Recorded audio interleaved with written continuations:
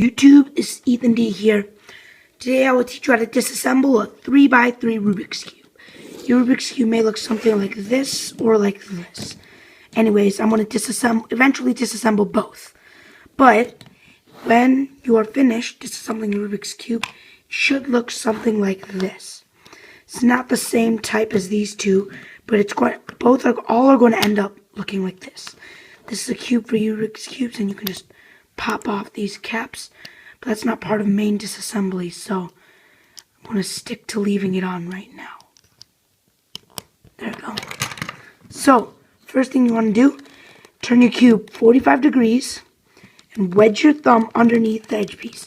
Then, using a little bit of power, you want to pop it out. Ow, that kind of hurt.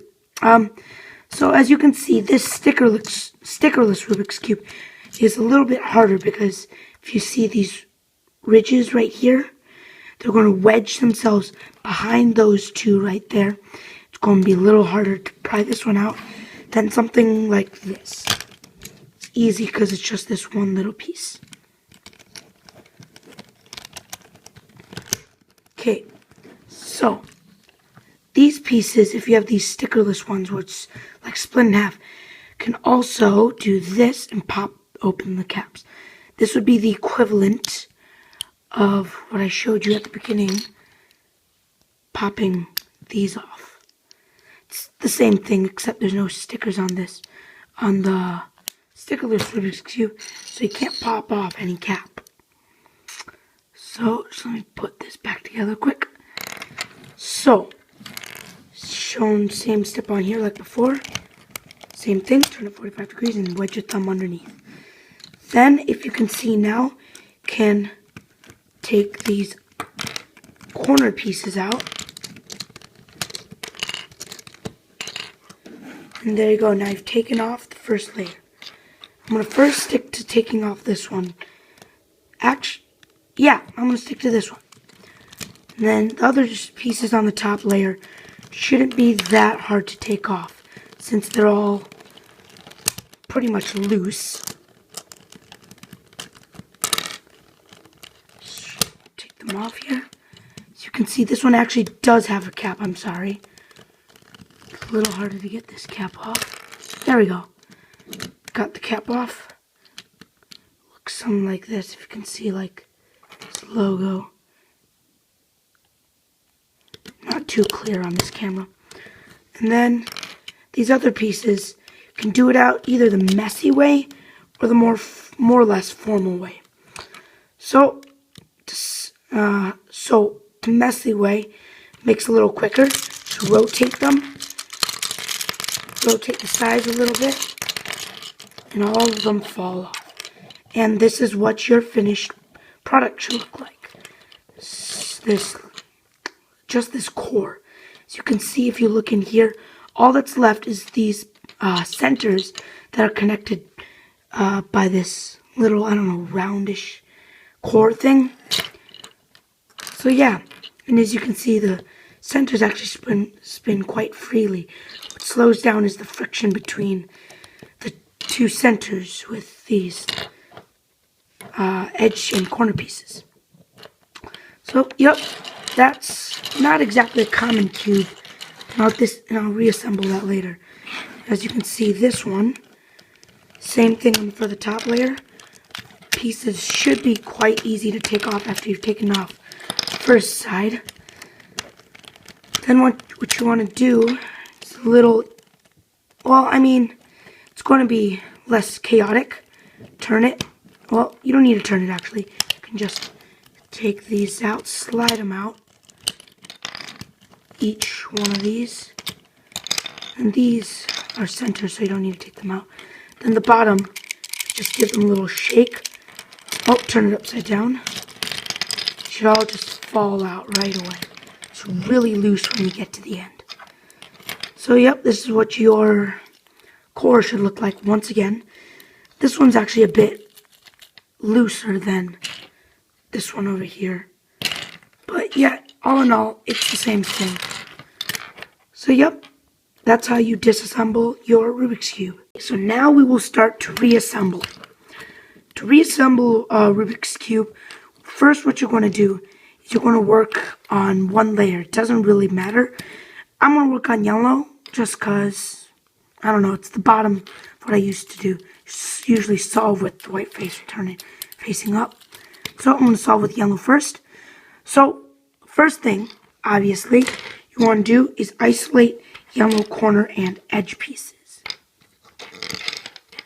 See, I have isolated these yellow cubes. So first what you want to do is you're going to want to pick out any edge piece. Once you get the edge piece, you want to turn this center 45 degrees. So as you can see, like that. Place it in the correct position like this. Then slide it on. You want to hold this down because it's quite loose. And then it will fall right out. Next, you want to grab the next edge piece. Do the same exact thing. Slide it in. Whoa. See, look, it's really slippery right now. So, next one. Here we go. Slide it up. Then, and final one.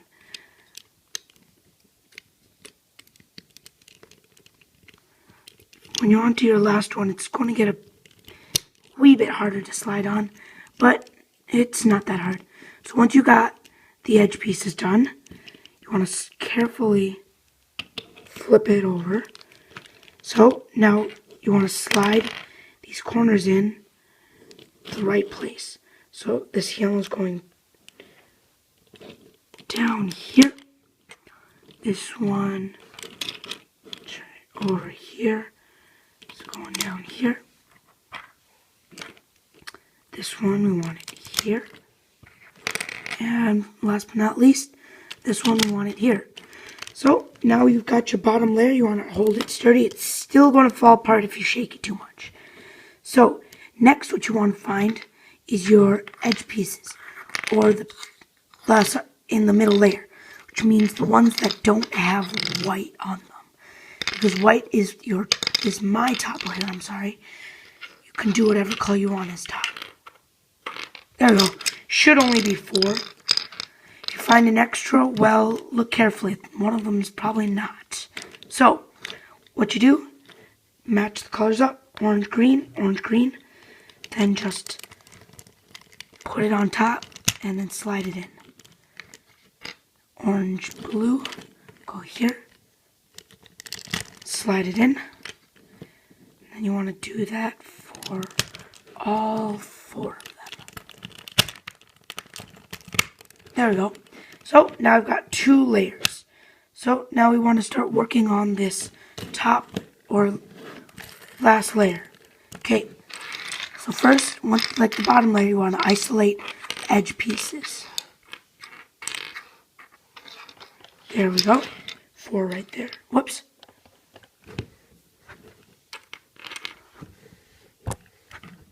Oh, there's one. There we go. Oh, thought I lost it for a sec. Okay, so like before, you want to turn it 45 degrees. Whoops. Pop it in. No, actually keep it over there because you want to pop these other ones. And then you want to put the corners in, the ones with white and red on them, like this.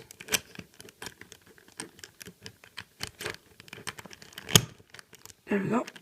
So now I've got one side. Then you want to pop another adjacent corner in. Oh, here we go. Pop it in. And then pop the other side in. Keep grabbing that one. There we go. Now, all you have to do is one last side. Now, here we go. You want to first slide the corners in. Otherwise, you won't be able to get the corners in if you get these edge pieces in first. Then, use force and just clip it in. There we go. As you can see, it still works as good as new. So, there we go. Now we have disassembled and reassembled a 3x3 Rubik's Cube.